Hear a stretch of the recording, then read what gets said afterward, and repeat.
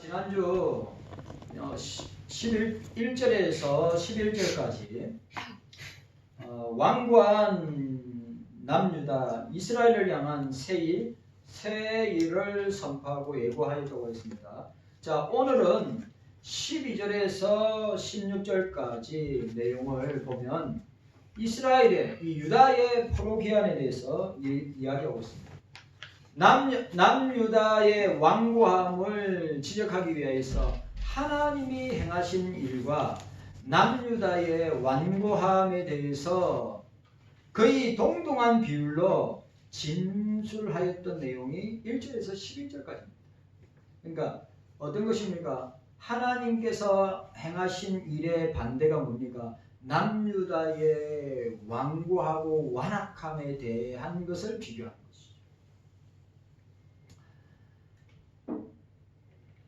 이어 본달락에서 새로운 구원 사역으로서 고레스를 통한 바벨론 포로 귀환을 소개하고 있는데, 특히 12절에 보니까 나를 들으라는 명령에 이어 가까이 나와서 들으라 16절에 공고를 재차 진실하면서 좀 더 중요한 내용이 진술될 것에 대한 것을 우리에게 보여주고 있습니다. 자, 오늘 우리가 이 12절에서 16절까지 내용을 우리가 세 단락으로 나눌 수 있습니다. 첫 번째가 뭐냐 하면 하나님의 속성에 대한 것을 소개하고 있습니다. 하나님의 속성에 대해서 이야기하고 있는데, 자, 보시기를 바랍니다. 12절에서 13절에 보니까 12절에서 13절에 하나님의 속성에 대해서 선포하고 있습니다. 속성이 뭐죠? 하나님은 어떤 분이신가? 그래, 우리가 사람도 성품이나 속성을 가지고 있지만 하나님의 속성과 성품을 잘 알고 우리가 그를 섬겨야지. 하나님에 대한 속성과 성품과 지식과 지혜에 대해서 전혀 전무한 가운데 하나님을 섬길 수 있느냐? 없습니다. 그래, 오늘 우리가 이 내용을 우리가 볼 수 있습니다. 자, 12절 13절 보시기 바랍니다. 12절 13절. 자, 12절 13절 내용 함께 읽도록 하겠습니다. 12절 13절 말씀 함께 읽도록 하겠습니다. 시작. 야곱아, 나의 부른 이스라엘아, 나를 들으라. 나는 금이 나는 처음이요 또 마지막이라. 과연 내 손이 땅의 기초를 정하였고 내 오른손이 하늘을 폈나니 내가 부르면 천지가 일제히 서느니라. 아멘. 자, 오늘 보니까 나는 처음이요 또 나는 마지막이라고 하였습니다. 자, 41장 4절에 41장 4절에 비슷한 표현이 나옵니다. 41장 4절 보시기 바랍니다. 41장 4절에 이렇게 나오고 있습니다. 이 일을 누가 행하였느냐? 누가 이루었느냐? 누가 태초부터 만대를 정하였느냐? 나 여호와라. 태초에도 나요 나중에 있을 자에게도 내가 곧 금이라고 선포하고 있습니다. 자, 이 표현이 또 어디에 나오죠? 요한계시록에 나와요. 나는 알파와 오메가니 나는 처음이요 나중이라. 주님 자신의 속성, 또 주님 자신의 그리스도 예수 하나님의 아들 그리스도 되심을 표현하는 말입니다. 그러니까 여러분 무슨 말이에요? 성부와 성자와 성령은 처음이요 마지막이라. 우리가 이 사실을 기억하고, 여러분, 세상의 시작도 하나님이요 세상의 끝도 하나님이시다. 우리가 분명하게 우리 존재의 시작도 삼위일체 하나님이시고 우리의 존재의 마지막도 하나님이시다 라고 하는 것을 알아야 돼요. 그러니까 우리가 착각하면 안 됩니다. 내 인생의 태어남과 삶과 죽음은 하나님이 시작하시고 하나님이 진행하시고 하나님이 끝마치신다. 만물이 주에게서 나오고 주로 말미암고 주에게로 돌아감이라. 그에게 세세의 영광이 있을지어다. 아멘이라고 되어 있어요. 로마서 11장 36절. 그곳에 41장 4절과 외관상으로 유사합니다. 그곳에서는 역사성을 강조하는 도루가 사용되었는데 41장에서는 만대라고 되어 있어요. 만대. 도루가 만대. 만대. 그러니까 100년, 1000년, 만년, 만대. 자, 이곳에서 나타나지 아니하는 것으로 보아 여기서 역사성보다는 온 우주에, 자, 오늘 이 49장 12절에 나타난 것은 역사성보다는 뭐예요? 온 우주의 흥망성쇠를 지고 계시는 분으로서 하나님을 강조하고 있다. 우리들의 생사하복, 생로병사, 희노애락, 흥망성쇠를 하나님이 주장하고 계신다. 이 존재하는 모든 세계와 인생들의 시작과 진행과 끝은 내가 처음이요 마지막이라. 누구요? 하나님이시다. 라고 하는 것을 우리에게 말씀하고 있는 것입니다. 그리고 오늘 하나님의 속성과 성품에 대해서 또 13절에 보시기 바랍니다. 13절에 보니까 과연 내 손이 땅의 기초를 정하고 내 오른손이 하늘을 폈나니, 내 오른손이 하늘을 폈나니, 이 문자적인 뜻이 뭐냐 하면 내 오른손이 하늘을 지었다. 내 오른손이 하늘을 지었다. 이 말의 표현도 이사야 40장 12절에, 자, 이사야 40장 12절. 이사야 40장 12절. 이사야 40장 12절에 40장 12절에 누가 손바닥으로 바닷물을 헤아렸으며 뼘으로 하늘을 재었으며 땅에 티끌을 대어 담아보았으며 명칭으로 산들을 간칭으로 작은 산들을 달아보았으랴 라고 이야기하고 있습니다. 4장 12절의 이 표현은 하나님의 위대하심과 강대하심 그리고 하나님의 능력을 암시하기 위한 내용인데 오늘 여기서는 특별히 만물을 창조하시고 만물을 보존하시고 만물을 다스리시고 통치하시고 함께하시고 역사하심을 부각시키고 있어요. 그게 뭐예요? 창조주의심을 보여주고 있는 거예요. 내 오른손이 하늘을 폈나니 내 오른손이 하늘을 지었다라고 하는 것은 하나님께서 만물의 창조자요 만물의 보존자요 만물을 통치하시는 분이시다 라고 하는 것을 우리에게 부각시키려고 하는 목적에서 사용되었습니다. 만물을 창조하신 분이 그 안에서 이루어지는 모든 일을 모르실 리가 없다. 그러니까 오늘 저와 여러분들이 살아가는 인생 가운데 일어나는 모든 일들은 만물의 창조자가 되시는 삼위일체 하나님이 모든 것을 알고 계신다. 우리의 마음과 중심과 생각을 다 아시는 분이시다. 숨길 수가 없다. 여러분, 여러분들의 얼굴만 봐도 여러분들이 영적으로, 신앙적으로, 믿음적으로 어떤 상태에 있는가? 감이 와요, 감이. 여러분들의 얼굴 표현을 보면 여러분들이 영적으로 어떤 상태에 있는가? 그러면 주님은 우리는 외형적으로 나타나는 모습을 통하여서 저 사람의 신앙과 생활의 모습을 갖다가 대충 파악하지만 어떻게 해요? 마음이나 중심을, 생각을 말하지 않는 이상은 알지 못하는 것이죠. 그런데 오늘 본문에서 하나님은 우리를 창조하신 하나님이시기 때문에 우리의 내면을, 우리의 생각을, 우리의 마음을 속속들이 다 알고 계신다.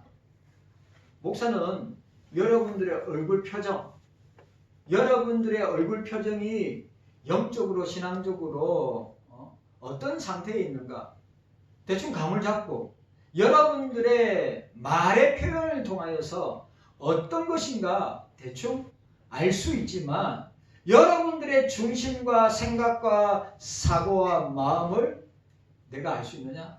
알 수 없죠. 왜? 나는 하나님이 아니기 때문에. 하나님만이 우리의 마음을, 하나님만이 우리의 생각을, 하나님만이 우리의 사고와 우리의 행동을 달아보시기 때문에.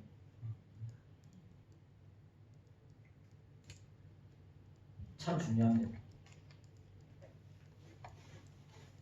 자신이 만물의 흥망성쇠를 쥐고 있음을 강조하여 남유다의 관심을 모은 후에 하나님께서는 시야를 좁혀 이스라엘 남유다 영역 속에서 이루어질 일들을 소개하고 있습니다. 여러분, 우리 기억해야 됩니다. 하나님은 처음이요 나중이시다. 아멘. 하나님은 처음이요 나는 마지막이다. 아멘. 알파와 오메가가 된다. 아멘. 오늘 내 오른손이 여기 나와 있는 대로 과연 내 손이 땅의 기초를 정하고 내 오른손이 하늘에 편나니 이것은 하나님께서 이 존재하는 모든 세계의 창조주가 되십니다. 오늘 저와 여러분들의 창조주가 되십니다. 여러분들의 내면을, 여러분들의 이 생각과 속사정을 다 알고 계십니다. 라고 하는 것을 우리에게 보여주고 있어요. 이사야 선지자는 하나님께서 천지 만물을 창조하시고 친히 모든 역사를 주관하시는 분이심을 선포하고 있습니다. 왜냐하면 새로운 구원을 선포하시는 하나님에 대한 신뢰감을 더욱더 고양시키고 남은 자들에게 항상 이사야서를 대할 때 우리가 뭘 생각해야 된댔죠? 하나님이 자기 백성을 사랑하시고 하나님이 자기 백성을 인도하시고 하나님이 자기 백성과 함께 하시면서 하나님께서 그들을 구원하시고 그들을 인도하시는 분이심을 말씀하시는 가운데 또 하나가 뭐예요? 이사야서에 또 하나가 남은 자들을 향한, 남은 자들, 자기의 믿음과 자기의 신앙을 지키며 주님 앞에서 신앙생활, 믿음생활을 흔들리지 않고 하는 사람들을 남은 자들이라고 하는데 그 남은 자들에 대한 위로를 전달하기 위한 것입니다. 하나님께서는 이사야를 통하여서 끝까지 완고하고 어리석은 하나님의 백성에 대해서 어떻게 한다고요? 섬세하게 섭리하시고 역사하시고 배려하시고 위로하시고 함께 하심을 보여주고 있습니다. 저와 여러분들이 우리가 주님 앞에 하나님 앞에 어떤 상태에 있는지, 여러분, 우리가 믿음이 좋은가, 믿음이 약한가, 우리가 신앙생활을 열심히 하는가, 신앙생활을 갖다가 약하게 하는가, 우리가 잘하는 사람, 부족한 사람이 있음에도 불구하고 주님은 여전히 우리를 어떻게 하신다고요? 당신의 백성으로 우리를 위로하시고 격려하시고 배려해 주시고 함께 하시는 분이시다. 라는 사실이에요. 우리가 이 사실을 잊지만, 우리가 이 사실을 잊으면 안 돼요. 이사야가 계속해서 하는 말이 뭡니까? 하나님의 속성과 성품을 통하여서 하나님은 당신의 백성을 사랑하시되 끝까지 사랑하시고 그들의 완악함과 완고함에도 불구하고 그들의 죄악성과 그들의 부패함에도 불구하고 하나님은 어떻게 해요? 그들을 붙들어 주신다. 그들에게 위로와 섬세하고 세밀한 배려로 그들을 아끼지 아니하신다. 아끼신다. 깨닫는 은혜가 저와 여러분들에게 있기를 바랍니다. 네. 그래 우리가 하나님의 속성과 성품을 제대로 알면 우리가 하나님에 대해서 섭섭하거나 하나님에 대해서 삐지거나 하나님에 대해서 마음 상할 일이 없어요. 우리가 사람과의 관계에서 마음 상하고 사람과의 관계 속에서 서로 오해가 생겨서 삐지기도 하고 사람과의 관계에서 어떻게 해요? 서로 맞지 아니하여서 서로 분란이 일어날 수 있습니다. 그런데 하나님은 우리의 그런 부분을 다 알고 계시기 때문에 어떻게 하십니까? 우리를 불쌍히 여기시고 긍휼히 여기시고 자비를 베푸시고 사랑으로 우리를 끝까지 붙들어 주신다. 우리가 그런 존재란 말이죠. 하나님 앞에 우리가 내세우거나 자랑하거나 우리가 내놓을 것이 있다고 생각하십니까? 하나도 없습니다. 뭐 얼마나 우리가 잘나고 똑똑하고 얼마나 뭐 대단합니까? 아무것도 아닌 존재입니다. 그래 오늘 보세요. 오늘 진짜로 유명한 영화 배우가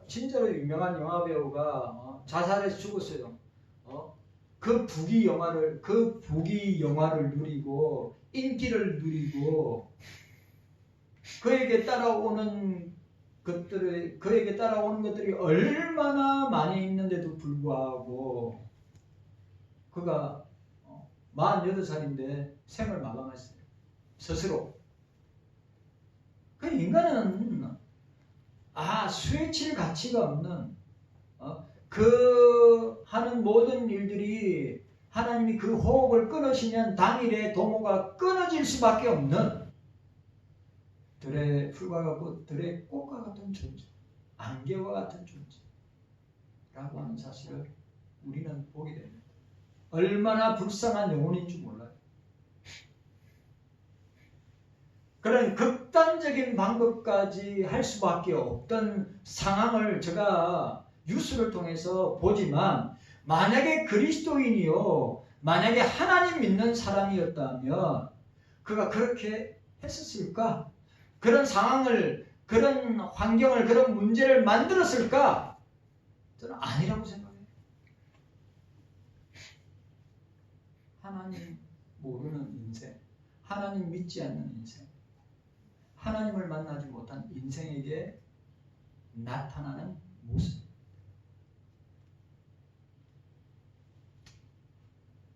참 불쌍하지.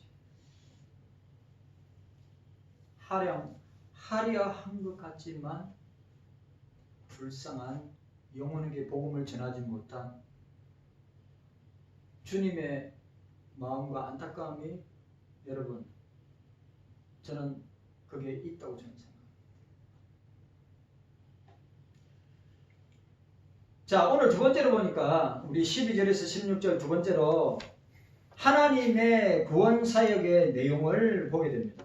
하나님의 구원사역의 내용 14절에서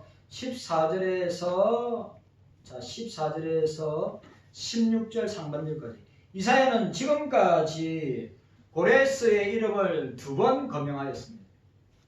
44장 28절과 45장 1절에 그리고 그의 사역에 대해서 이방 나라들을 정복하는 것임을 여러 차례 언급하였습니다. 41장 2절 3절 25절 43장 14절 45장 1절에서 3절 13절에 이야기하고 있습니다. 그러나 여기서 좀 더 진전하여 멸망시킬 상대가 구체적으로 바벨론임을 드러내고 있습니다. 이사야는 남유다를 멸망시킬 바벨론이 결국 고레스에게 멸망당함으로써 남유다가 이스라엘이 구원받게 됨을 예언하고 있음을 보게 됩니다. 자, 오늘 14절 보세요. 나 여호와가 사랑하는 자. 자, 14절. 우리 14절 함께 읽도록 하겠습니다. 14절입니다. 시작. 너희는 다 모여들으라. 나 여호와의 사랑하는 자가 나의 뜻을 바벨론에 행하리니 그의 발이 갈대아인에게 임할 것이라. 그들 중에 누가 이 일을 예언하였느냐 라고 했습니다.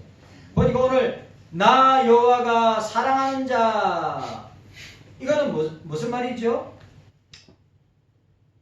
여기 보니까 하나님의 뜻을 바벨론 위에 시행할 고레스를 가리킵니다.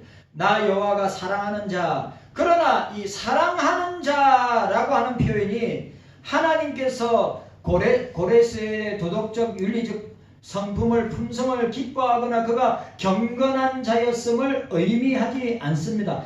다만 중요한 말, 하나님께서 하나님의 뜻을 성취할 도구로서 하나님이 기뻐하는 존재라 이거예요. 자, 오늘 고레스가 하나님이 고레스를 선택한 것은 바벨론의 포로 생활 가운데 고통당하는 당신의 백성들을 구원하시고자 하는 말씀의 내용인데, 바벨론을 멸망시킬 고레스는 나의 사랑하는 자라 라고 하는 표현이 그가 도덕적으로 윤리적으로 깨끗하고 하나님이 쓰시기에 합당한 하나님의 사람이라고 하는 표현이 아니에요. 하나님의 주권 가운데, 하나님의 뜻 가운데 성취할 도구로서 하나님이 기뻐하는 존재라고 하는 것입니다. 자, 하나님은 불신자도 사용하십니다. 하나님은 신자도 사용하십니다. 그러나 이 표현은 고레스에게만 적용하기는 너무 강력한 표현입니다. 이 표현을 온전히 적용할 대상은 누구인가? 바로 메시아, 임마누엘. 이사야에서 계속 말씀하고 있는 이사야 7장, 임마누엘. 이사야 9장, 기묘자라 못살아, 전능하신 하나님이라, 영존하신 아버지라, 평강의 왕이라. 이사야 53장, 십자가 고난의 왕이라. 그러니까 뭡니까? 메시아이신 예수님. 자, 하나님이 사랑하는 자, 이는 내 사랑하는 아들이여 내 기뻐하는 자라. 어디서 나오는 표현입니까? 예수님이 세례받을 때, 예수님이 세례요한에게 요단강에서 세례받고 물속에서 나오실 때 하늘에서 음성이 들리고 성령이 비둘기같이 임하셔서 이는 내 사랑하는 아들이요 내가 기뻐하는 자라. 그러니까 오늘 자, 나 여호와가 사랑하는 자라고 할 때 이 사랑하는 자를 수식하는 것은 고레스지만, 궁극적으로 하나님, 성부 하나님이 사랑하는 자, 기뻐하는 자는 메시아시다, 예수님이시다. 이 표현은 메시아의 예표적인 인물로서. 자, 그러면 고레스는 뭐죠? 메시아를 예표하는 예표적인 인물로서 고레스를 강조합니다. 그러니까 여러분 신약에, 자 보세요, 신약의 앞에 아벨도, 자 보세요, 아벨도 메시아를 예표하고, 예? 노아도 메시아를 예표하고, 에녹도 메시아를 예표하고, 아브라함도 메시아를 예표하고, 야곱도 메시아를, 이삭도, 요셉도 메시아를, 예수를 예표하죠. 다윗 말할 것도 없고 앞에 사무엘 말할 것도 없고 모세 말할 것도 없고 구약의 중요한 인물들은 다 누구를 예표합니까? 다 메시아를 예수를 예표합니다. 그래 우리가 그걸 타이폴로지라고 하죠. 모형이라고 해요. 모형. 메시아의 모형, 예수 그리스도의 모형.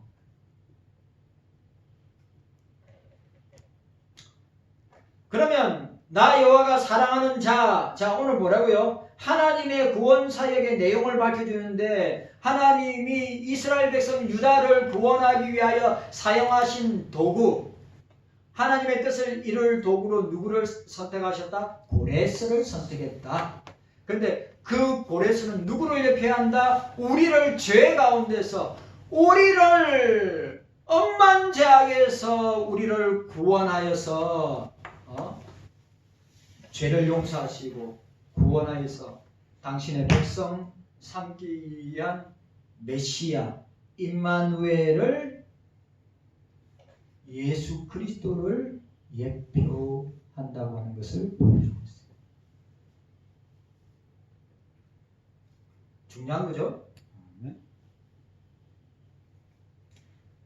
이 표현은 메시아 예표적인 인물로서 고레스를 강조합니다. 제가 또 이야기합니다. 하나님이 고레스를 갖다가 사랑한다고 표현한 것은 고레스가 도덕적으로 윤리적으로 고상하고 고매한 인물이기 때문이 아니라 하나님의 뜻을 성취하기 위한 도구로 고레스를 사용하셨다. 당신의 백성을 바벨론에서 구원하시기 위해서. 그러면 이걸 다른 말로 예수 그리스도가 고레스의 예표인 메시아 예수 그리스도가 우리를 죄에서 구원하시기 위한 것이다.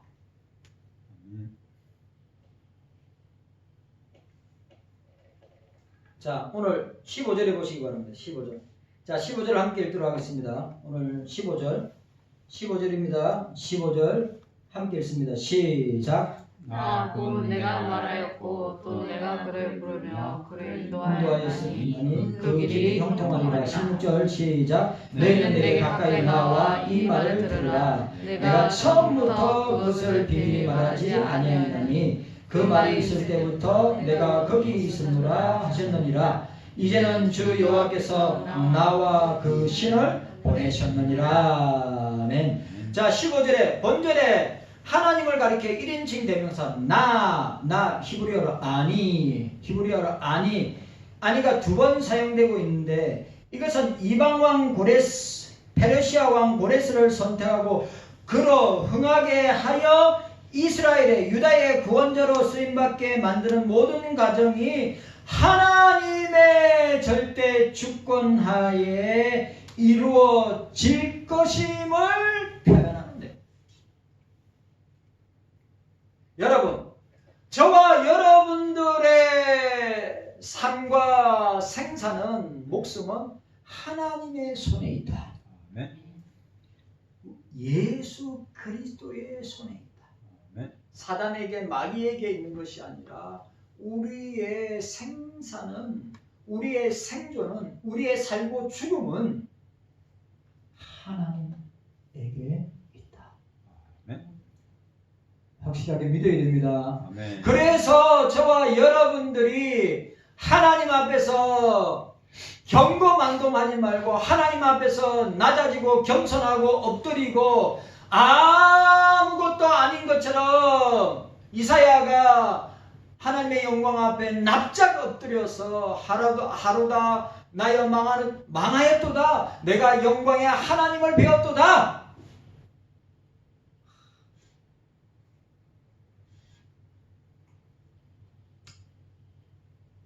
깨닫는 은혜가 있기를 원합니다. 여기 보니까 자, 원문에 보면 그 길이 형통하리라, 그 길이 형통하리라고, 그가 그의 길을 형통하게 하리라고 되어 주어가 1인칭에서 3인칭으로 바뀌는 것을 알 수 있습니다. 이 같은 인칭 변화는 본서에서 흔히 볼 수 있는 이사야의 기법이라고 할 수 있습니다. 그래서 자, 오늘 여러분들, 오늘 우리가 여기서 잊지 말아야 될 것은 이 고레스의 사역에 대해 이방 나라들을 정복할 것임을 여러 차례 언급하였고, 여기서 좀 더 전진하여서 멸망시킬 상대가 구체적으로 바벨론임을 드러내고 있다고 하는 사실입니다. 이사야는 남유다를 멸망시킬 바벨론이 결국 고레스에게 멸망당함으로써 남유다가 구원받게 됨을 예언하고 있습니다. 누가 하십니까? 하나님이 하신다. 누구를 통해서? 구원 성취의 도구인 고레스를 통하였습니다.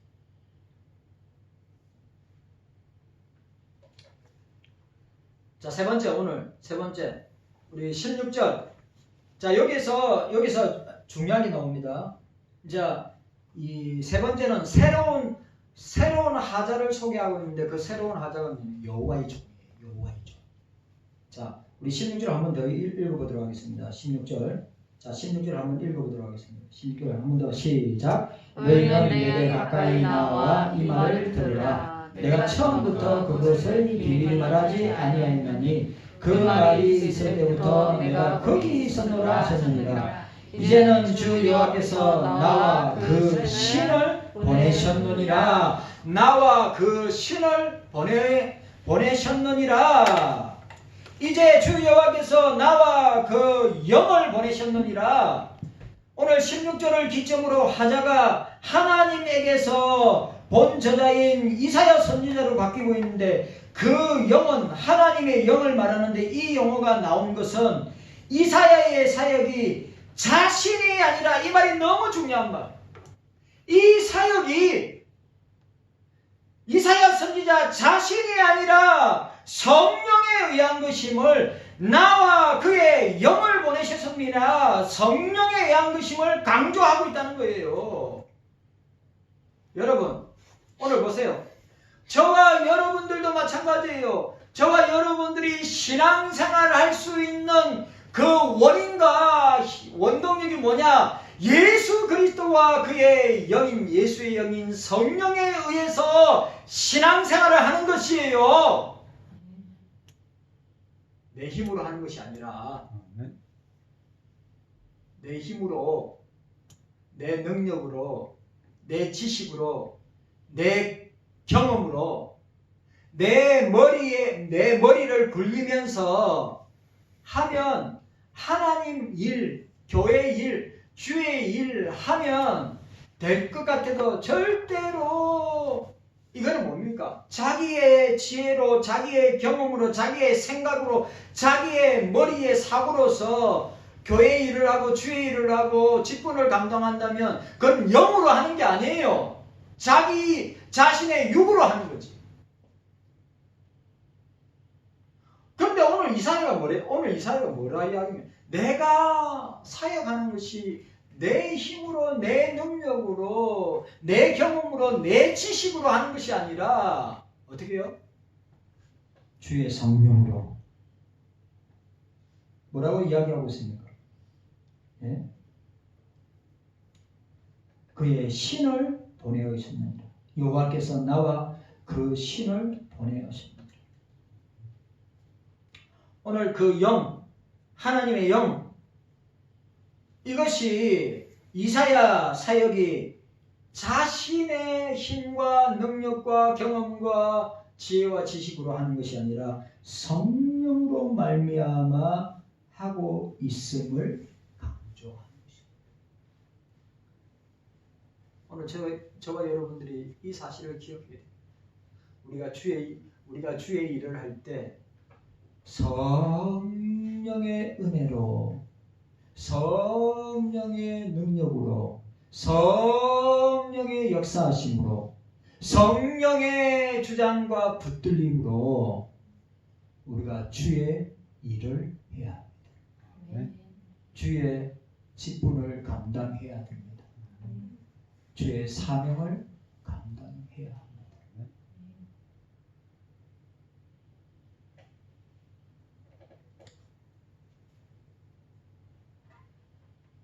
그걸 분별하고 알면 얼마나 좋겠습니까? 그걸 분별하고 알면 얼마나 좋겠냐 말이죠.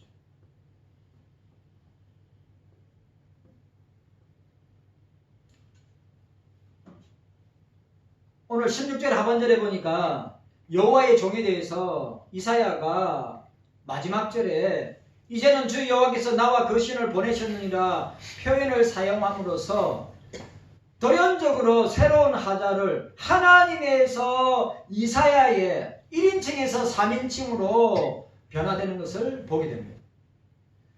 이러한 변화는 이후에 49장에 등장할 여호와의 종을 미리 소개하기 위함인 것입니다.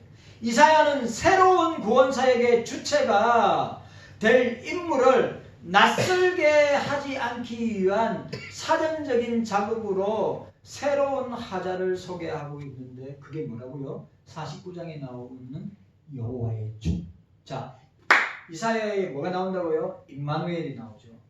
이사야에 뭐가 나옵니까? 여호와의 날이 여호와의 날이 나옵니다. 또 누가 나옵니까? 여호와의 종이 나옵니다. 그리고 뭐가 나옵니까? 남은 자들이 나옵니다. 이사야의 특징적인 단어들. 여호와의 남은 날, 여호와의 날, 임마누엘, 남은 자, 여호와의 종. 우리가 이런 이사야적인 표현들을 우리가 놓치지 말고 우리가 항상 그 내용들을 알고 나아가야 되는 것입니다. 또한 하자가 바뀜으로써 이어질 예언의 내용 17절에서 22절이 몹시 중요한 내용임을 우리에게 보여주고 있습니다.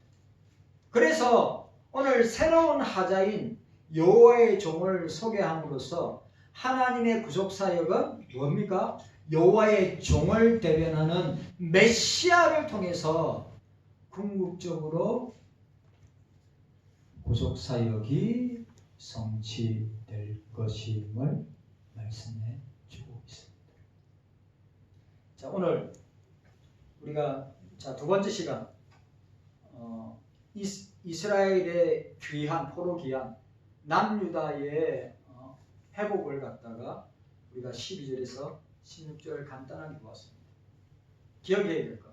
첫 번째, 하나님의 속성과 성품을 선포하고 있다. 그 다음에 하나님의 구원 사역의 내용을 우리에게 보여주고 있다. 뭡니까? 고레스를 통하여서 남유다에게 자유와 해방을 주어서 바벨론에서 포로 귀환을 하게 될 것을 보여주고 있습니다. 그리고 뭘 보여주고 있습니까?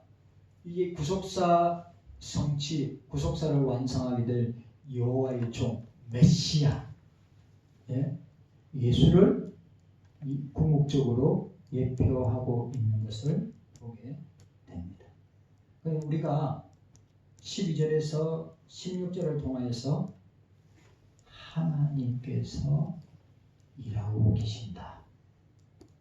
지금도 삼위일체 하나님이 구속 역사를 이루시기 위해서 지금도 일하고 계신다. 누구를 통해서? 예수 그리스도의 영 성령을 통해서, 교회를 통해서, 그리고 그리스도인들을 통해서. 깨닫는 은혜가 저와 여러분들에게 있기를 주의 이름으로 축원합니다. 주님 감사합니다. 오늘 우리에게 이런 깨닫는 은혜를 더하여 주시옵소서. 완고한 이스라엘입니다. 완고함에도 완고하고 완악하고 패역한 남유다임에도 불구하고 오늘 이 시대에도 이 시대를 살아가는 우리도 마찬가지입니다. 얼마나 완고하고 또 배역하고 하나님 앞에 불순종할 때가 얼마나 많이 있습니까? 그럼에도 불구하고 삼일체 하나님은 우리 교회와 우리 성도들을 위해서 새 일을 행하신다고 말씀하고 있습니다. 하나님 아버지, 우리가 그렇게 쓰임 받도록 주님이 도와주시고 역사하여 주시옵소서. 감사드리옵고 예수님의 이름으로 기도하옵나이다. 아멘.